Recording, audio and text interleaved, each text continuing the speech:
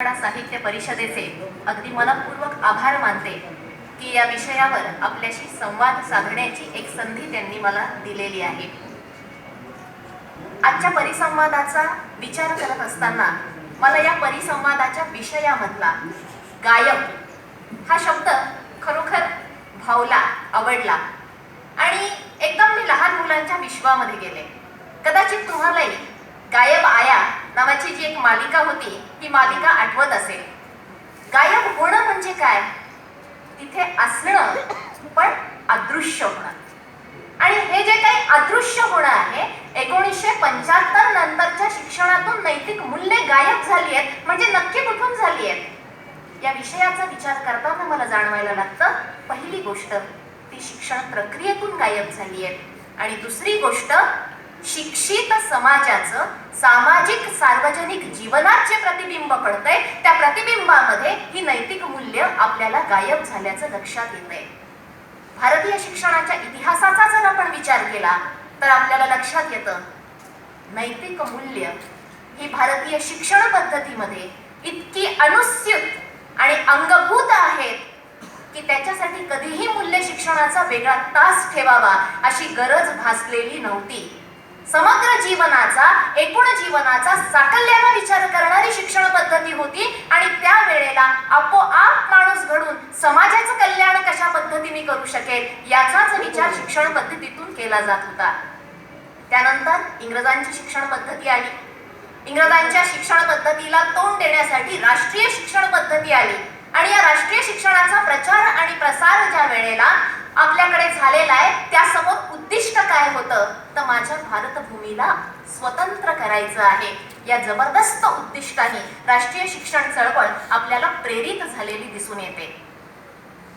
मला वाटतं आज शिक्षणातून आणि समाज जीवनातून काही हरवलं असेल तर ती हरवलेली आहे प्रेरणा. आम्ही स्वतंत्र झालो, स्वराज्य आम्हाला मिळालं, पण सुराज्य आम्हाला केव्हा मिळणार? मग जी घटना आपण निर्माण केली, प्रचंड विचार करून निर्माण केली, लवचिक निर्माण केली, काल निहायतीचा विचार करायला लागलो, तिची अंमलबजावणी आम्ही करणार की नाही, त्याची अंमलबजावणी करणारी सुशिक्षित अशी पिढी, जबाबदार असे नागरिक आम्ही निर्माण करणार की नाही हा कदाचित या सगळ्यांमध्ये प्रश्न असावा. 1975 नंतरचं शिक्षण जर आपण पाहायला लागलो तर शिक्षण प्रक्रियेतले महत्त्वाचे घटक कोणते आहेत? संस्थाचालक, शिक्षक, विद्यार्थी आणि पालक. संस्था चालकांच्या प्रेरणा जर का आपण बघितल्या संस्था स्थापण्यामागच्या तर या मागच्या प्रेरणा ज्या आहेत त्या राजकीय आणि आर्थिक कारणानं प्रेरित झालेल्या आहेत आणि त्याच्यामुळे आपल्याला शिक्षण सम्राट हे सगळीकडे दिसायला लागलेले आहेत. ही आपल्या समाजाची वस्तुस्थिती आहे. शिक्षकांबाबत बोलत असताना मी फक्त एकच उदाहरण तुम्हाला सांगते.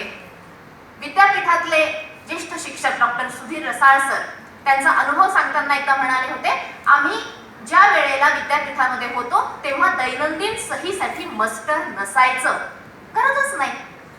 हा शिक्षक हा प्राध्यापक जाणार कुठे? तो विद्यापीठातच असणार. मास्टरची आणि सहीची सुद्धा गरज नाही. मास्टरची आणि सहीची गरज नसलेला काळ आणि आज बायोमेट्रिक सिस्टीम आल्यानंतर सुद्धा मुव्हमेंट रजिस्टर ठेवावं अशी गरज महाविद्यालयांना भासतीये. कारण बायोमेट्रिकच्या वेळेला आमचा शिक्षक उपस्थित आहे, दोन्ही वेळेला उपस्थित राहतो, मधल्या वेळेचं काय? अशा प्रकारचा प्रश्न जर का या व्यवस्थेमध्ये निर्माण होत असेल तर नैतिक मूल्य गायब झाली आहेत म्हणायचं का? नीतिमूल्य म्हणजे काय? विद्यार्थ्यांच्या बाबतीमध्ये आमचे इतिहासाचे महामहोपाध्याय डॉक्टर ब्रह्मानंद देशपांडे सर यांनी सांगितलेला एक किस्सा अगदी सहज आठवतो म्हणून या ठिकाणी उद्धृत करते. ते सांगायचे, ज्या वेळेला आम्ही विद्यार्थी होतो तेव्हा म्हणायचो, बाप रे मास्तर एवढे कडक होते पण आपल्याला नाही बुवा मारलं कधी. आणि जेव्हा आम्ही शिक्षक झालो तेव्हा म्हणायला लागलो, बापरे विद्यार्थी एवढे गुंड होते पण आपल्याला नाही मारलं बुवा कधी. हे जे काही झालेलं परिवर्तन आहे, शिक्षकांबद्दलचा असलेला आदर, हा आदर कशातून येतो? हा आदर त्याच्या चरित्रातून आणि चारित्र्यातून येतो. पुस्तकी जीवनामध्ये जीवनामधली मूल्य आणि समाज जीवनामधलं वास्तव याच्यामध्ये जेव्हा विसंगती दिसायला लागते ना, शाळेतून महाविद्यालयात जाणारा विद्यार्थी गोंधळून जायला लागतो.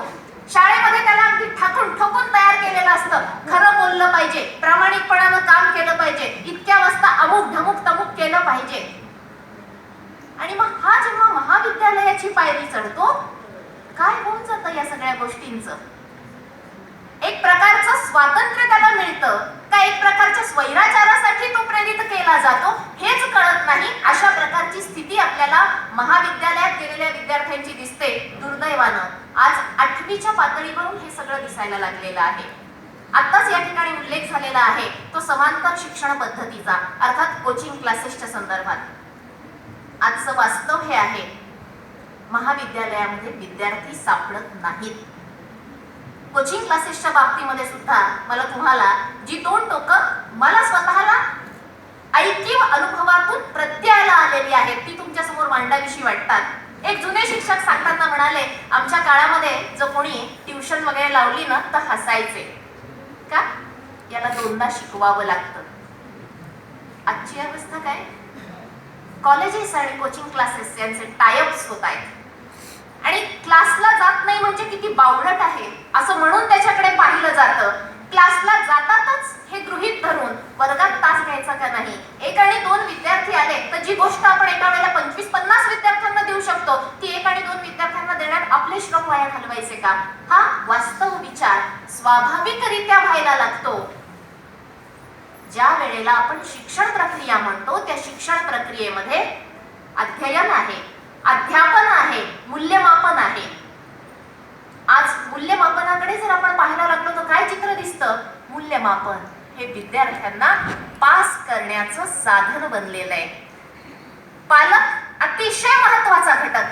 जे पालक पूर्वी सांगायचे, मास्तर छडी लागे छमछम, पूर्ण विश्वास होता या तत्वावर त्याचा, शिक्षा केली तरी चालेल पण माझं पोरगं घडलं पाहिजे. आज प्रवेशाच्या वेळेला तेच पालक येऊन विचारतात, नाही म्हणजे नाही आलं तर चालेल ना? नाही म्हणजे किती? नाही म्हणजे आत्ममत नाही म्हणजे नक्की कशाला येईल? नाही म्हणजे तुमचे काही टेस्ट ट्युटोरियल वगैरे असतील तर त्याला येईल. कुठून द्यायची नैतिक मूल्य? काय शिकवायचं या विद्यार्थ्यांना? आपण पाहायला लागलोय जसा 1975 ते 90 या कालखंडाचा विचार करत असताना आपल्याला खाजगी वर्गांचा सुळसुळाट दिसतो, मार्गदर्शिका अर्थात गाईड्स, या गाईड्सचा सुळसुळाट आपल्याला दिसायला लागतो. विद्यार्थ्यांना क्रमिक पुस्तक कुठलंही माहीत नसतं, संदर्भ पुस्तकातली भाषा अवघड वाटायला लागते आणि त्यांना गाईड म्हणजे आपला देव वाटायला लागतो. त्या गाईडच्या माध्यमातूनच ते सगळे काही प्रश्न उत्तर आपले परीक्षेमध्ये लिहित जायला लागतात. 1990 नंतर शिक्षणाची जी साधनं बदललेली आहेत या साधनांमध्ये काय आहे? ई शिक्षण प्रचंड आपण भर देतो आहोत. आम्ही आधुनिक झालेलो आहोत याचा आम्हाला अभिमान आहे आणि जरूर असावा. विज्ञान आणि तंत्रज्ञानानं समाजाला जे पुढे न्यायचं काम केलेलं आहे ना, समाजानं जरूर त्याच्याबरोबर चालावं. अडचण कुठे होते? अडचण होते मूळ भारतीय शिक्षण पद्धतीला शिक्षण म्हणजे अपेक्षित असतो आंतरिक विकास. इथे आमचा आंतरिक विकासच होत नाही. आम्ही फक्त साधनं वापरत राहतो, आम्ही फक्त कॉम्प्युटरवरची बटणं शोधत राहतो. डाउनलोड कसं करायचं, ब्राउज कसं करायचं, सर्च कसं करायचं, कॉपी कसं करायचं, पेस्ट कसं करायचं. आणि हे फक्त शाळेतल्या प्रकल्पापर्यंत नाही, दुर्दैवानं संशोधनापर्यंतची ही वस्तुस्थिती आहे. मग अशा प्रकारची जर वस्तुस्थिती असेल, आमची विद्यापीठं जर का त्याला मान्यता देत असतील, पदव्या देत असतील आणि समाजाला, कारण शिकणारे काही समाजाच्या बाहेरचे आहेत का? समाजाला सुद्धा जर हे मान्य होत असेल तर शिक्षणातून नैतिक मूल्य गायब होणार नाही तर काय होईल? शेवटी नैतिक मूल्य म्हणजे काय? जीवनामध्ये ज्या वेळेला व्यक्ती जगत असतो, कुटुंबापासून त्याच्या समाजाची सुरुवात होत असते. व्यष्टीपासून समष्टीपर्यंत त्याचा प्रवास असतो. तो समष्टीचा भाग असतो आणि समष्टी ही सृष्टीचा एक भाग असते. हे भान ज्या शिक्षणातून दिलं जात नाही त्या शिक्षणातून नैतिक मूल्य गायब होण्याचीच शक्यता आहे. पण म्हणून काही सगळाच अंधकार आहे असं मी म्हणणार नाही. आणि याचं कारण आहे अगदी जी छोटी छोटी चिवचिवणारी मुलं असतात ना, एखादा लाईट फॅन सुरू राहिला तर पळत येतात आणि सांगतात, नाही नो सेव्ह इलेक्ट्रिसिटी. इंग्रजी माध्यमात त्यांना घातलंय तर ते इंग्लिश माध्यमातूनच आपल्याशी बोलणार ना. आज आमच्या समोरचा कोणत्या माध्यमातून शिक्षण द्यावं हा पण प्रश्न आमचा सुटत नाही, संभ्रम वाढत राहतो. ही तर आमची अवस्था आहे. पण ते चिवचिवणारं बाळ सेव्ह इलेक्ट्रिसिटी, सेव्ह वॉटर हे आपल्याला सांगत राहतं, कारण तशा प्रकारचं शिक्षण आपण त्यांना बालपणापासून देतो आहोत. आता याच्याच पुढे सध्या महाविद्यालयांमधलं चित्र आपल्याला काय दिसतं? राष्ट्रीय सेवा योजनेसारखे उपक्रम फार मोठ्या प्रमाणावर राबवले जातात. आत्मपरीक्षण करून पाहावं, रॅली काढणं आणि फोटो काढणं याच्या पलीकडे जाऊन आम्ही काय करतो? आम्ही आमच्या विद्यार्थ्यांना खरोखर ऍक्च्युअल फील्ड वर्क मध्ये नेतो का? न आवडणारे जसे विद्यार्थी असतात ना, तसं मन लावून काम करायला आवडणारे विद्यार्थी सुद्धा असतात. आणि त्या विद्यार्थ्यांना शिक्षकांनी, पालकांनी, संस्थेनी खऱ्या अर्थानं जर वेळ दिला तर हा समाज पुन्हा एकदा नैतिकतेकडे वळायला वेळ लागणार नाही.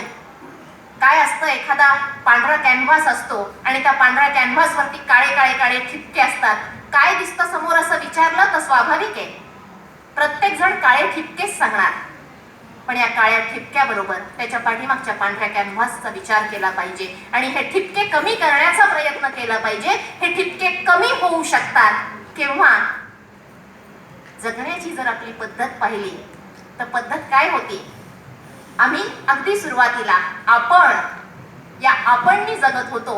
आमचा हा आपण हळूहळू आम्ही होत गेला. आम्ही जे विषय इथे येऊन गेलेत, जात, धर्म, वर्ण, प्रांत, भाषा, कोणता दुराभिमान आम्ही इथं पेरायला लागलो. एकीकडे जागतिकीकरण म्हणायचं, एकीकडे स्पर्धा म्हणायचं. आपल्याला जात, धर्म, भाषा, प्रांत ही विविधता आहे आणि ती राहणार आहे. तिला सकारात्मकतेने पोहोचवा. कशाला त्याच्यामध्ये उतरंडी निर्माण करताय? कशाला त्याच्यामध्ये श्रेष्ठ कनिष्ठतेचा भाव आणताय? हे असं आहे ना आहे, तू या जातीचा आहेस ना आहे, पण माणूस म्हणून तुला सगळे अधिकार आहेत. समाज म्हणून जर आपण हे करू शकणार नसू तर नैतिक मूल्य आपोआप कुठून येणार नाहीयेत. नैतिक मूल्य जी प्रतिबिंबित होत असतात ती वर्तनातून प्रतिबिंबित होतात आणि ही वर्तनातून प्रतिबिंबित होतात एकट्या दुकट्याच्या नाही, समाजाच्या होतात. ज्या अनेक सामाजिक समस्या यांनी सुरुवातीलाच मांडल्या, मग त्या कुटुंबाच्या बाबतीतल्या असतील, उद्योगाच्या बाबतीतल्या असतील, विज्ञानाच्या बाबतीतल्या असतील, वैद्यकीय क्षेत्रातल्या असतील किंवा इंजिनिअरिंगच्या क्षेत्रातल्या असतील, ह्या सगळ्या वर्तनांचे प्रतिबिंब जर आपण बघायला लागलं तर तिथे जी आपल्याला अनैतिकता दिसते याचं कारण मला माझ्या कामाबद्दल आस्था नाही. आणि मग ही आस्था निर्माण कशी होईल? मला ही आस्था निर्माण करता आली पाहिजे. मग ही आस्था जर का मी निर्माण करू शकलो, आज मला एक कळत नाही, सगळेजण म्हणतात शिक्षणाचं व्यावसायीकरण झालंय, व्यावसायीकरण झालंय. व्यवसायाला नीतिमूल्य नसावीत असा काही नियम आहे का? जर का आपण प्रचंड प्रमाणात यश मिळवलेले उद्योजक जर पाहिले तर त्यांचं पहिलं सांगणं असतं, प्रामाणिकपणानं उद्योग करा, आपलं सर्वस्व पणाला लावून उद्योग करा. मग शिक्षणाच्या बाबतीत हे का घडू शकत नाही? जे विद्यार्थी आम्ही कोचिंग क्लासला घातलेले आहेत ते आम्ही परत महाविद्यालयाकडे का आणू शकत नाही? आणि विद्यार्थीच जर या ठिकाणाहून गायब होणार असतील, म्हणजे मला तर कधी कधी बरं वाटतं, 1ली ते 10वी कंपल्सरी आहे शाळा, बरं आहे, नाही तर तिथूनही विद्यार्थी हळूहळू गायब झाले असते. शाळेतल्या शिक्षकांना असं वाटतं की वाह, कॉलेजमधले प्राध्यापक फार सुखी आहेत, आमच्यासारखं दुःखी कोणी नाहीये. ज्या विद्यार्थ्यांना, ज्या समाजाला दिशा देण्याची एक शक्यता, एक संधी समाजानं आम्हाला दिलेली आहे, त्या संधीचा वापर करता येत नसेल, आपल्या भाषेत जॉब सॅटिस्फॅक्शन नसेल तर त्याचा उपयोग काय?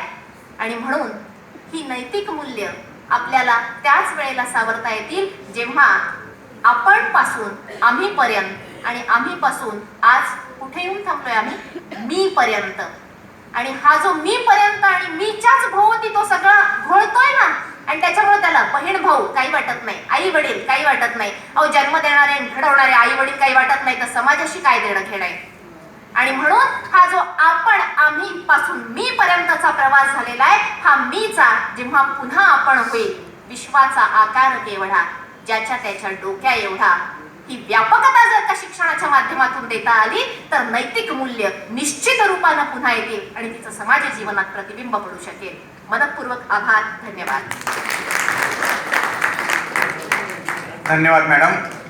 वस्तुस्थितीचं अतिशय वास्तविक पद्धतीनं आपण इथे वार्तांकन केलं, विश्लेषण केलं आणि सुधारणा हे द्वितीय पुरुषी होण्यापेक्षा प्रथम पुरुषी व्हावे अशी अपेक्षा आपण केली.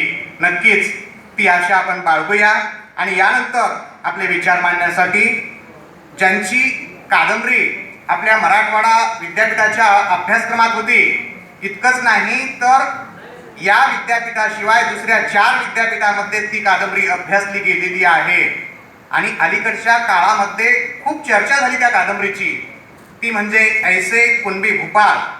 याचबरोबर दीक्षा नावाचा कथासंग्रह अनेक पुरस्कारांनी सन्मानित आहेत. खरं तर मी त्यांच्या पुरस्कारांचा उच्चार इथे करायला लागलो तर बराच वेळ लागेल. तरीही यशवंतराव चव्हाण साहित्य स्मारक पुरस्कार, रोहमारे पुरस्कार, ग ल ठोकळ पुरस्कार पुणे, सांगाती पुरस्कार बेळगाव, बी रघुनाथ पुरस्कार महाराष्ट्र शासन आणि अशा विविध पुरस्कारांनी ते सन्मानित आहेत. पण त्यांचं आणि माझं नातं एक आहे, ते म्हणजे मी परळीचा आणि ते जोड परळीचे आहेत. म्हणून मी त्यांचे विचार मांडण्यासाठी जोड मांडून देतोय आणि विनंती करतोय भारत काळे सरांना.